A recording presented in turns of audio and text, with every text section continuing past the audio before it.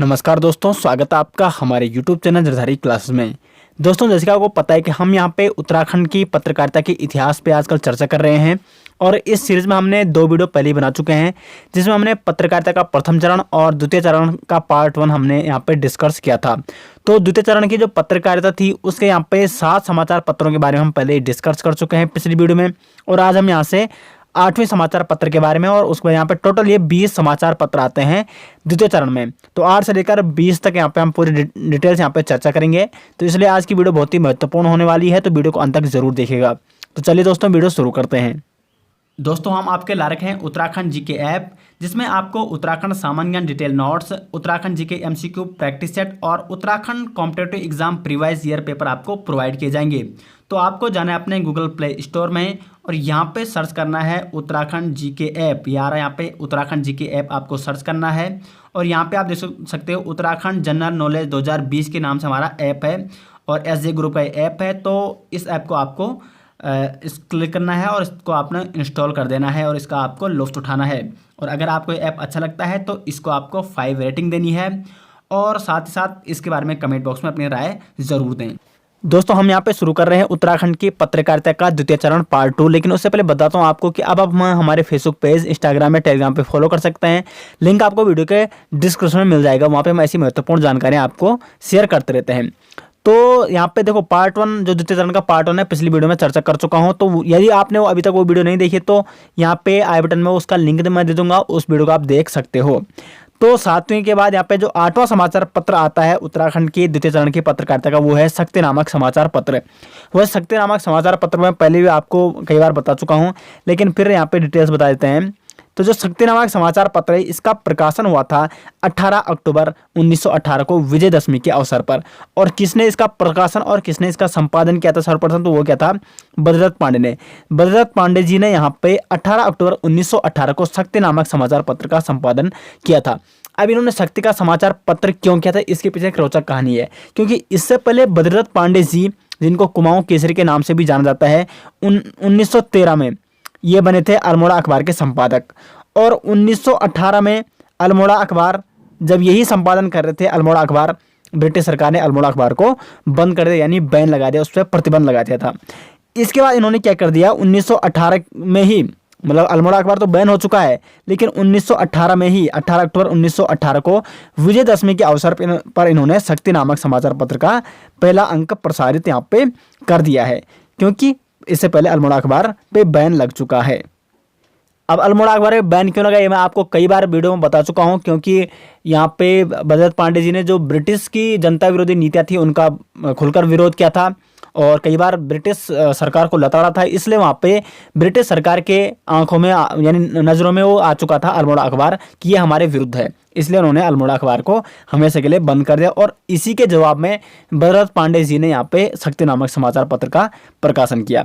फिर ये 1918 से लेकर और शक्ति नामक समाचार पत्र यहाँ पे 1942-45 तक, ये 1942 तक ये चला और फिर 1942-45 के बीच ये बंद हो गया था। क्योंकि यहाँ पे फिर क्या हुआ था, वहाँ पे जब भारत छोड़ो आंदोलन की प्रक्रिया तेज़ी से चल रही थी, तो उस टाइम ब्रिटिशों ने वो शक्ति नामक समाचार पत्र का इन्होंने, मतलब ब्रिटिशों की नज़रों में ये भी आ गया था, इसलिए इन्होंने उसको भी बंद कर दिया, शक्ति नामक समाचार पत्र को, 1942-45 के बीच। उसके बाद फिर से 1946 में इसका प्रकाशन पुनः प्रारंभ किया गया, शक्ति नामक समाचार पत्र का प्रकाशन। और शक्ति नामक समाचार पत्र ने स्वतंत्रता आंदोलन में बहुत ही महत्वपूर्ण भूमिका निभाई थी उत्तराखंड में। इसने बहुत सारे, मतलब छोटे मोटे संघर्ष थे जो सामाजिक मुद्दों को भी साथ साथ उठाया था, तो बहुत ही महत्वपूर्ण रोल इसने प्ले किया था यहाँ पे स्वतंत्रता आंदोलन में शक्ति नामक समाचार पत्र ने। उसके बाद द्वितीय चरण का जो समाचार पत्र आता है वो है क्षत्रिय वीर का यहाँ पे प्रकाशन हुआ 1922 में। और किसने इसका प्रकाशन और संपादन किया, प्रताप सिंह नेगी जी ने। अब देखो, ये समाचार पत्र कहाँ से छापा गया, तो ये निकला था पौड़ी से। अब देखो, पौड़ी से इससे पहले विशाल कीर्ति नामक समाचार पत्र निकला था 1913 में।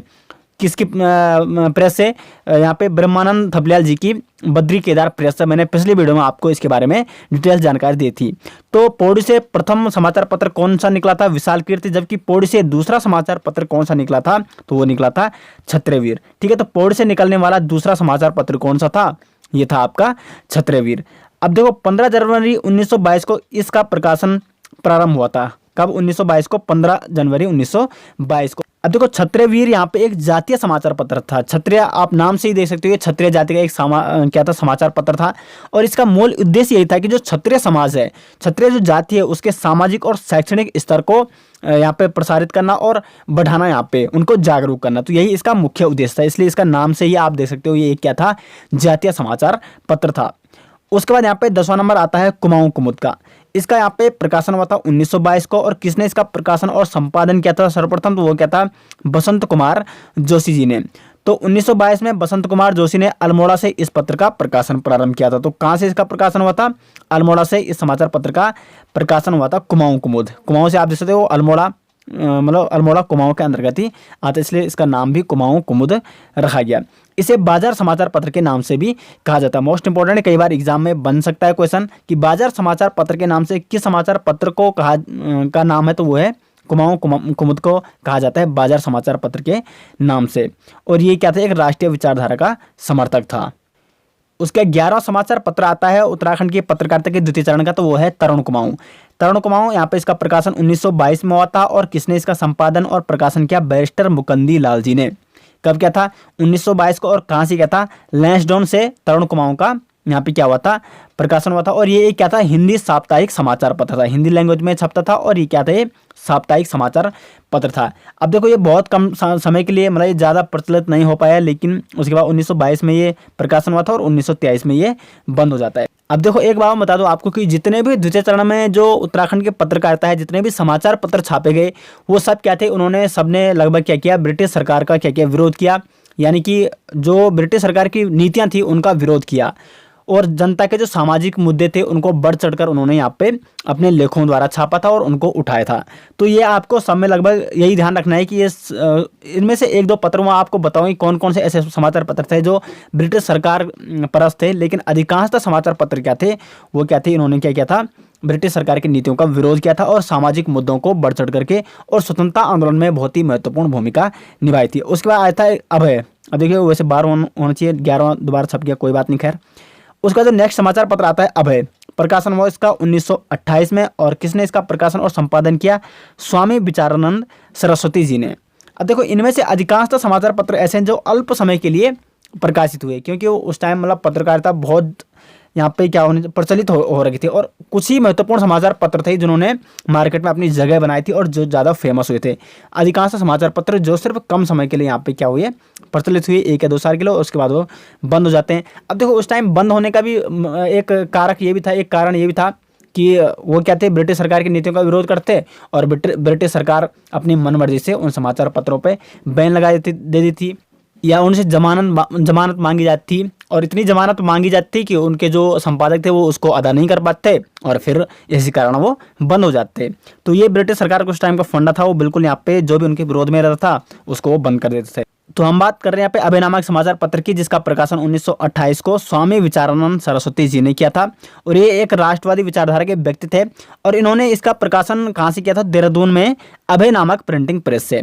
तो एग्जाम में बन सकता है कि अभय नामक समाचार पत्र का प्रकाशन किस प्रिंटिंग प्रेस से हुआ, तो देहरादून की अभय नामक प्रिंटिंग प्रेस से 1928 में इस समाचार पत्र का प्रकाशन किया गया। उसके बाद आता है यहाँ पे 12वां है स्वाधीनता प्रज्ञा। इसका प्रकाशन 1930 में हुआ और इसका संपादन किसने किया था, तो मोहन जोशी जी ने इसका संपादन और प्रकाशन किया था। जनवरी 1930 को स्वाधीन प्रज्ञा का प्रथम अंक प्रकाशित हुआ। तो कब हुआ था, जनवरी 1930 को इसका मतलब प्रथम जो अंक, जो प्रथम समाचार पत्र छापा गया स्वाधीन प्रज्ञा का, तो वो जनवरी 1930 को छापा गया था। उसके बाद यहाँ पे 10 मई 1930 को इस पत्र से 6000 रुपये की जमानत मांगी गई थी। जैसे मैंने इससे पहले आपको बताया था कि बहुत सारे समाचार पत्र ऐसे थे, अगर उन्होंने ब्रिटिश सरकार के विरुद्ध में कोई लेख छाप दिया था तो छाप दिया माना तो उनसे जमानत मांगी जाती है। और देखो 6000 रुपये यहाँ पे जमानत मांगी गई, जो कि किसी भी समाचार पत्र से मांगी गई अब तक की सर्वाधिक जमानत राशि थी। अब तक ऐसा कोई भी समाचार पत्र नहीं था जिससे इतनी ज़्यादा राशि मांगी गई हो। तो आप क्वेश्चन यही बन सकता है कि उत्तराखंड की पत्रकारिता के इतिहास में ऐसा कौन सा समाचार पत्र था जिससे सर्वाधिक क्या मांगी गई थी, जमानत की राशि मांगी गई हो, तो वो है स्वाधीन प्रज्ञा, जिससे 6000 की जमानत राशि यहाँ पे मांगी गई थी। और 1932 में अखबार बंद हो गया था क्योंकि यहाँ पे क्या है, ये जमानत वहाँ पे दे नहीं पाया था। उसके बाद नेक्स्ट समाचार पत्र आता है गढ़देश। गढ़देश का प्रकाशन देखो, गढ़ से गढ़वाल, इसका अर्थात इसका प्रकाशन कहाँ से हुआ, गढ़वाल से ही हुआ होगा। तो प्रकाशन इसका 1929 में हुआ और संपादन इसके कौन थे यहाँ पे कृपाराम मिश्र मनहर जी। तो गर्देश का पहला अंक यहाँ पे अप्रैल 1929 को यहाँ पे प्रकाशित किया गया और इसका प्रकाशन कोटद्वार से किया गया। कोटद्वार गढ़वाल में आता है, पौड़ी में आता है, ठीक है। तो जैसे मैं यहाँ पे नाम से लग रहा है गढ़देश, तो इसका प्रकाशन गढ़वाल यानी कोटद्वार से होता था।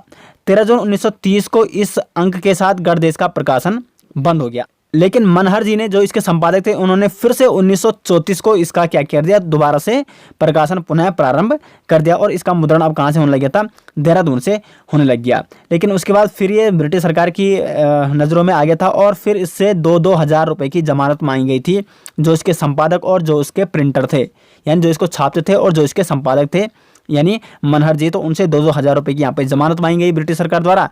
और जमानत न दे पाने के कारण फिर से ये बंद हो गया था हमेशा के लिए, ये यहाँ पे गढ़देश नामक समाचार पत्र। उसके बाद नेक्स्ट समाचार पत्र आते हैं यहाँ पे स्वर्गभूमि। स्वर्गभूमि का प्रकाशन यहाँ पे 1934 को देवकी नंदन ध्यानी जी द्वारा किया गया। इन्होंने इसका संपादन किया और सर्वप्रथम प्रकाशन भी इन्होंने 1934 में स्वर्गभूमि का किया। तो स्वर्गभूमि एक पाक्षिक समाचार पत्र था, यानी जो 15 दिन में आता था। और इसका प्रकाशन कब किया गया, तो 15 जनवरी 1934 को देवकी नंदन ध्यानी जी ने हल्द्वानी से इसका प्रकाशन यहाँ पे हल्द्वानी से किया गया।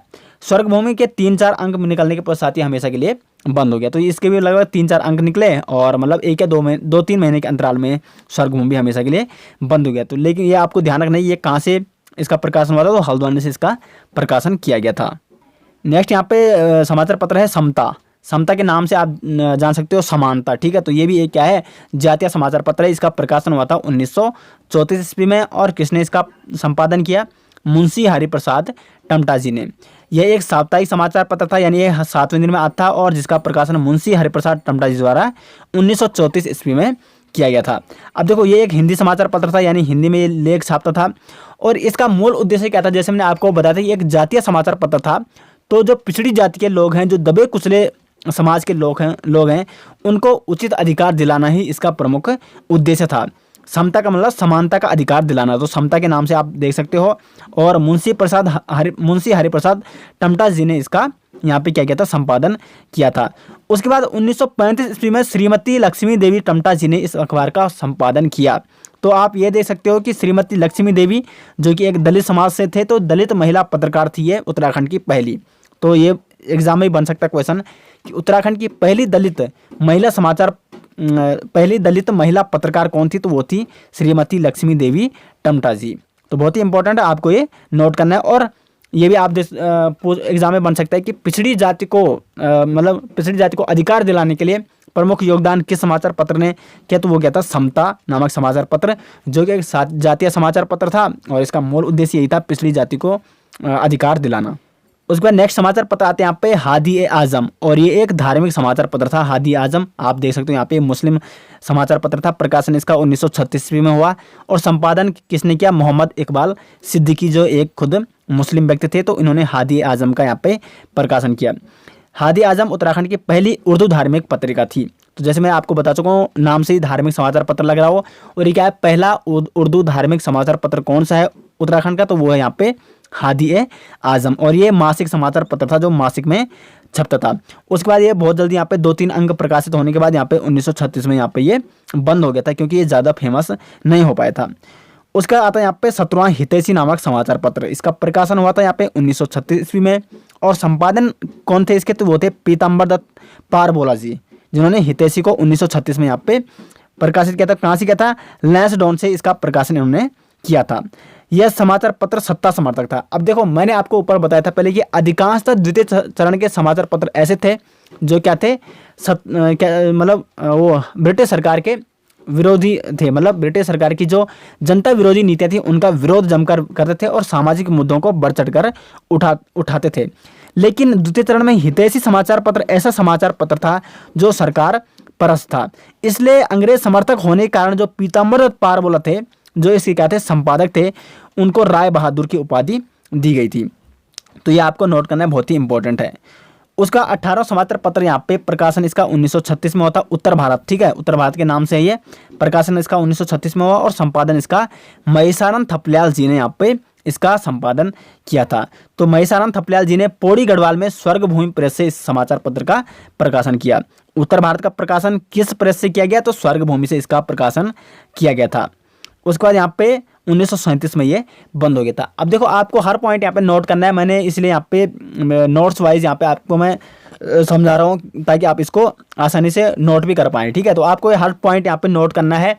इसके बाद हम इसकी MCQ क्वेश्चन जो मतलब जब ये उत्तराखंड की जो पत्रकारिता वाली ये वीडियो है, अभी एक नेक्स्ट वीडियो आएगी तीसरे चरण में, तो उसके बाद हम यहाँ पे इसकी MCQ क्वेश्चन बनाएंगे, 1 या 2 वीडियोस भी बनेगी। तो हम यहाँ पे डीप क्वेश्चन बनाएंगे। तो आपको अगर आपने अच्छे से पढ़ा होगा तो आपको सारे क्वेश्चन यहाँ पे उनको सोल्व कर सकते हो। उसका आता है यहाँ पे 1900 उत्थान नामक समाचार पत्र, इसका प्रकाशन हुआ था 1937 में और संपादन किसने किया था? ज्योति प्रसाद माहेश्वरी जी ने। तो ये एक साप्ताहिक समाचार पत्र था जो हर सप्ताह में छपता था और क्षेत्रीय आंदोलनों और सामाजिक मुद्दों को बेबाक पत्रकारिता के लिए ये भी प्रसिद्ध हुआ था।